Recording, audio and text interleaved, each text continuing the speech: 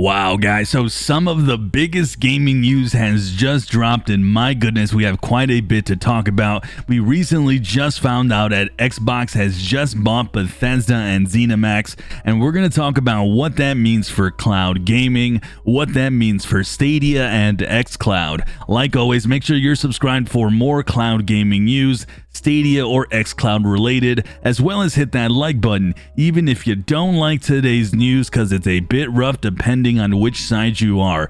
So I'd appreciate that thumbs up. So if you haven't heard, Xbox today recently acquired Bethesda and ZeniMax. These are studios that are responsible for games like the Elder Scrolls Online franchise, Doom, Wolfenstein, my #1 favorite franchise, in Fallout. Then there's Quake, Dishonored, and the new Starfield game that is supposed to be headed our way here at some point soon. Now, Microsoft will be getting ZeniMax Media for $7.5 billion, and the sale is expected to be finalized in the second half of 2021. And it was also reported that the future Bethesda titles will be available via Game Pass from launch. So wow, the value of Game Pass just continues to skyrocket. Now, obviously, the #1 question on everyone's mind, including mine, has to be, what does this mean for exclusivity going forward? Does this mean that Xbox and the Xbox Game Pass are going to be the only way to play these games in the future? Now, we have some quotes here from Bloomberg where Phil Spencer agreed that certain PS5 exclusives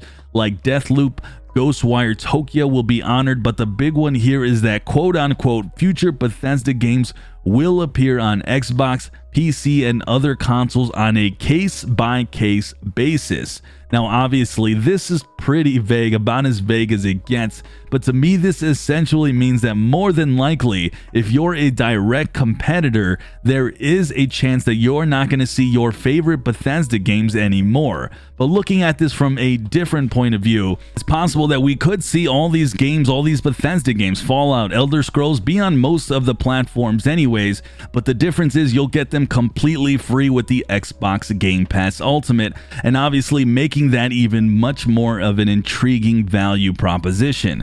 So speaking of other platforms, let's go ahead and talk about what this potentially means for us cloud gamers. We'll talk about what it means for Stadia, and we'll talk about what it means for xCloud. But first, let's address what this means for the future of xCloud, as this is going to be the one that directly benefits. And obviously, at the moment, when you talk about xCloud and you talk about the Xbox Game Pass Ultimate, they are obviously married together. Now, if you haven't caught up to my review of xCloud, essentially I've declared the service isn't quite mainstream just yet for us cloud gamers. But honestly, that library of games carries the service at the moment. And when it does get the upgrades to the new Xbox Series X hardware, xCloud is potentially going to be the most attractive cloud platform. That's just undeniable, guys. It really is, and I apologize if that upsets some of you guys, but I'm just being honest on this channel, as that's all you're gonna get from me. I'm gonna keep it real, but currently though, the service is just too spotty for most of us, including myself with insane internet. All you have to do is look at the comments of my review in that video, and the feelings are pretty much universal and mutual that it just doesn't work just great. But even with an upgrade, it doesn't necessarily mean that xCloud will still be running great. We'll have to wait and see, but once again, you're pairing this with EA Play, and now the potential of all the Bethesda titles headed to the Xbox Game Pass, as well as the first-party titles. My goodness, at this point, this monopoly of games vaults xCloud as the service that will be just potentially the one that has the best library of games, and it won't be even close unless PlayStation now starts to care about their service and they start to add their own exclusives. I mean, having games like Doom Eternal, Fallout, the Elder Scrolls titles, I mean, the list goes on, and frankly, it's just too good to pass up for those looking for that all-in-one gaming service like a Netflix, and that is what you'll get with the Xbox Game Pass Ultimate and xCloud together. At this point, if you're in the Xbox ecosystem already, or you're already a user of the Game Pass, you're probably jumping for joy at this news. news.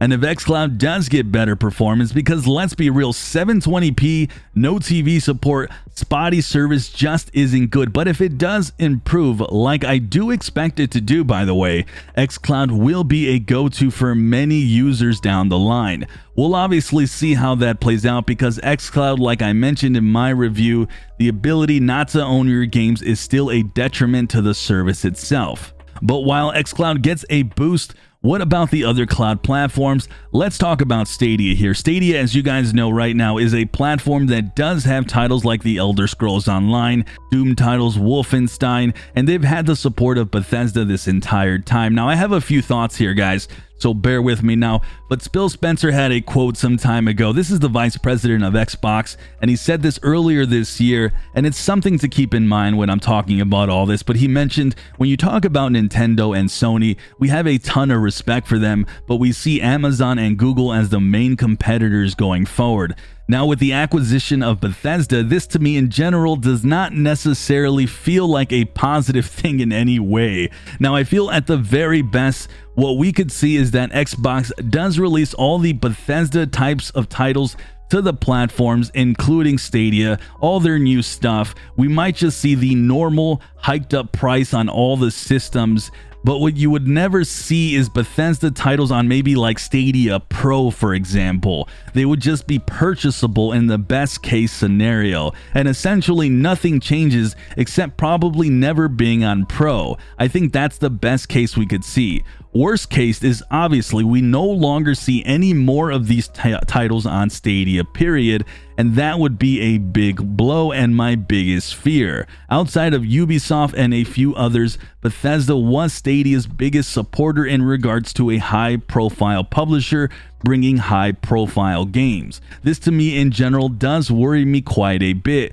with a platform still finding its footing in the gaming world, finding its niche and its space and developing and growing. Obviously, this is not encouraging news. With that said, I'm not 100% worried just yet, and I'm taking more of a wait and see approach for Stadia and Bethesda titles here going forward. I think it is possible we'll see these titles on Stadia, but at this point, I wouldn't expect, if it holds true that Stadia is their competitor like they said, and they are worried, because frankly, you don't make this huge of an acquisition without hoping to nail some dents in your competition's armor. Overall, we'll see how this all plays out. It's pretty rough news today for pretty much almost all gamers out there, unless you're an Xbox fan hopeful, and this probably tips the scale in some people's eyes for those silly console wars. And outside of cloud gaming, Xbox did take a bazooka today to their competition. I'm not someone who cares about exclusives. I'm a PC gamer and a cloud gamer, so for me, I'm just in a wait and see approach for what this means for the future of some of my favorite franchises, especially my personal beloved favorite in Fallout. We'll see what this all means. With that said, I absolutely want to know your guys' thoughts on all this information I talked about in today's video. I know you guys are gonna have some opinions, and I want to hear all about that. What do you guys think this means for xCloud and even Stadia? What are your guys' thoughts? Are you guys worried, upset? Let me know all that in the comments. I'll definitely be reading them. Subscribe for more cloud gaming coverage, as well as hit that like button. I'm Sunny, and I'll see you guys in the cloud.